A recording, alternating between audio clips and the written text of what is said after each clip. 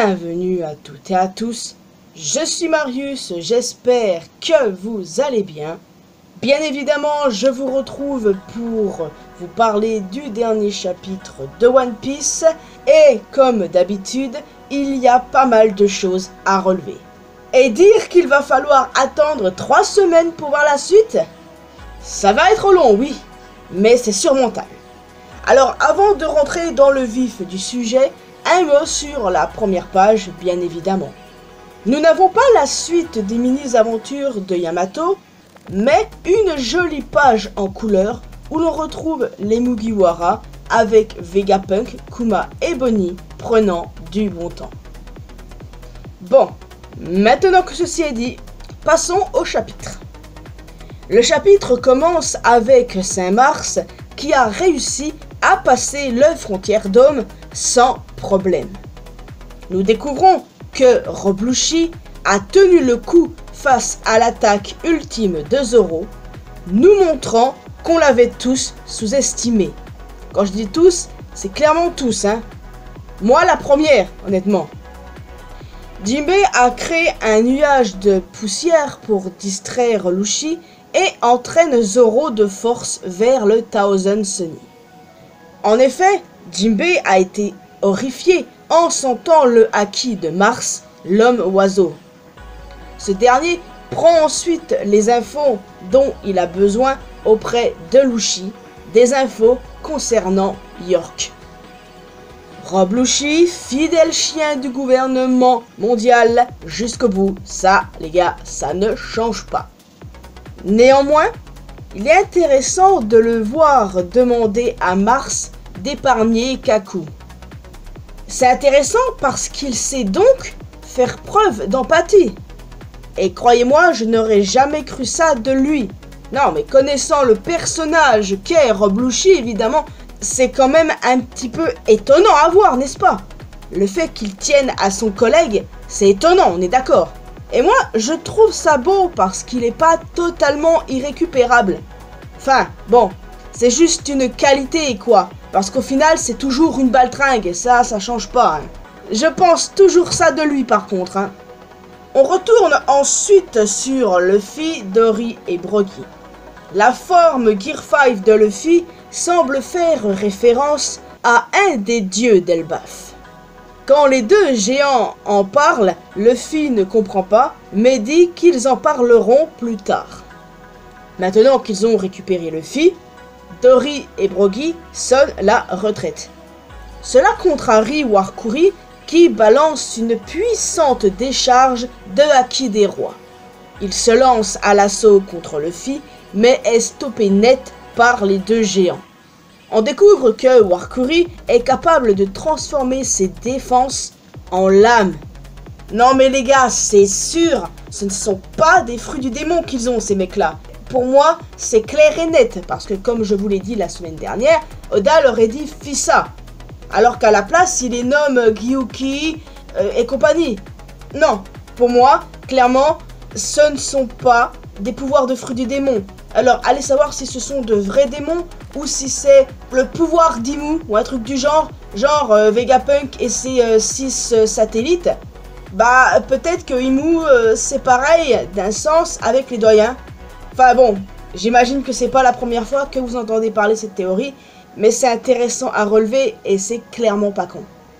Ensuite, Saturne balance des projectiles sur Luffy, mais ce dernier les lui renvoie en transformant un arbre en batte de baseball.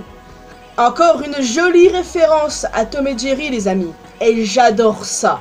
Tom et Jerry c'est mon enfance alors, évidemment que je kiffe. Ah franchement les gars, j'aime tellement le Gear 5, c'est une dinguerie. Ceux qui n'aiment pas doivent être en PLS total. Et rien que d'imaginer ça, ça me met en joie. Ah oui. Oui, il y en a beaucoup qui n'aiment pas le Gear 5 comme je vous l'ai déjà dit plusieurs fois. Mais bon, au final on s'en tamponne de ce qu'ils pensent. Hein. Ils ont juste rien compris. C'est tout. Quoi qu'il en soit, les doyens ne peuvent tout simplement pas mourir, se régénérant facilement de leurs blessures. Ouais, ils sont clairement immortels.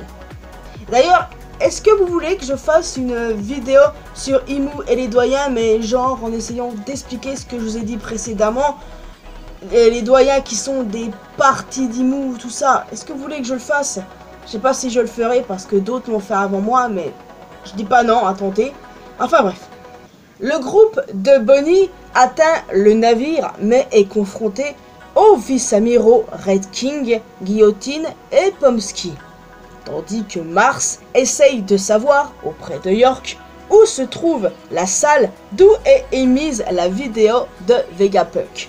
Le message sera émis dans 6 minutes d'ailleurs. Visiblement, Oda a décidé de ralentir le temps, ce qui n'est pas plus mal en soi. Et quant à Kizaru, il semble qu'il éprouve des remords sincères concernant ce qu'il a fait à Vegapunk.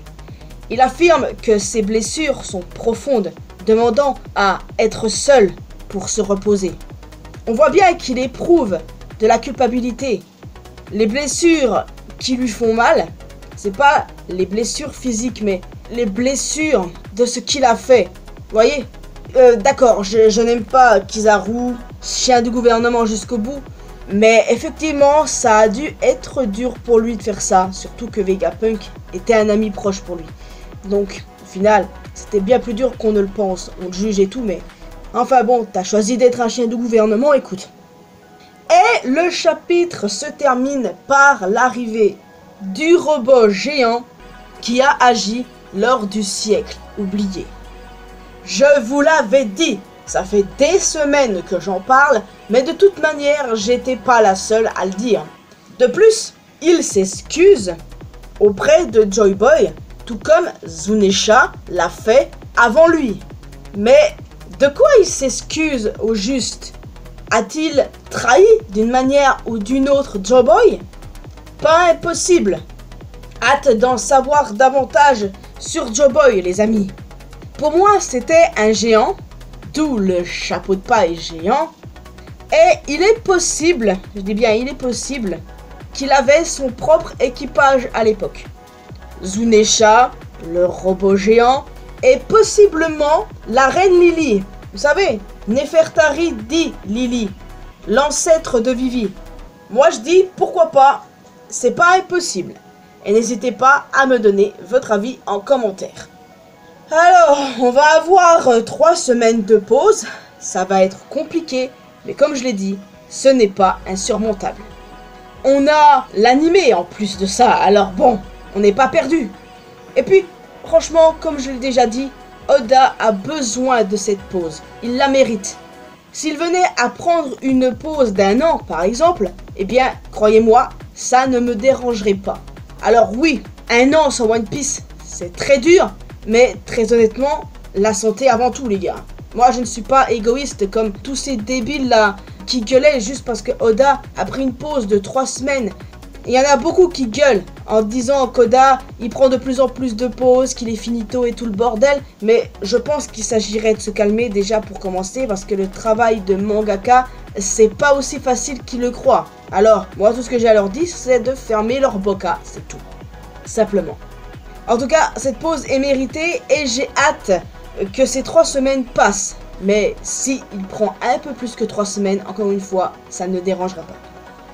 Qu'avez-vous pensé de ce chapitre, les amis? Est-ce que vous avez des théories sur la suite? Sur le robot? Sur Joy Boy? J'ai hâte d'en discuter avec vous. En tout cas, il est temps pour moi de vous laisser ici, les amis. J'espère que vous avez apprécié cette vidéo.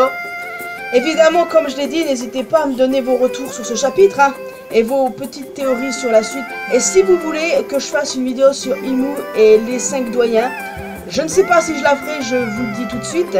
Mais vu qu'on a 3 semaines de pause, donc il y a des chances que je fasse au moins une vidéo One Piece. Je verrai ce que je peux faire, mais de toute façon, rien n'est moins sûr. D'autres en ont parlé avant moi. Alors, on verra bien. De toute façon, ne vous en faites pas. Alors oui, n'hésitez pas à me laisser un commentaire avec vos retours, etc. Vous pouvez laisser un petit pouce bleu, ça fait toujours plaisir. Vous pouvez me retrouver sur mes réseaux sociaux. Les liens sont bien évidemment dans la description. Et le plus important, abonnez-vous à cette chaîne ainsi qu'à ma chaîne secondaire pour qu'on puisse se retrouver dans une prochaine vidéo.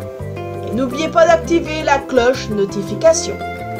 Bye bye!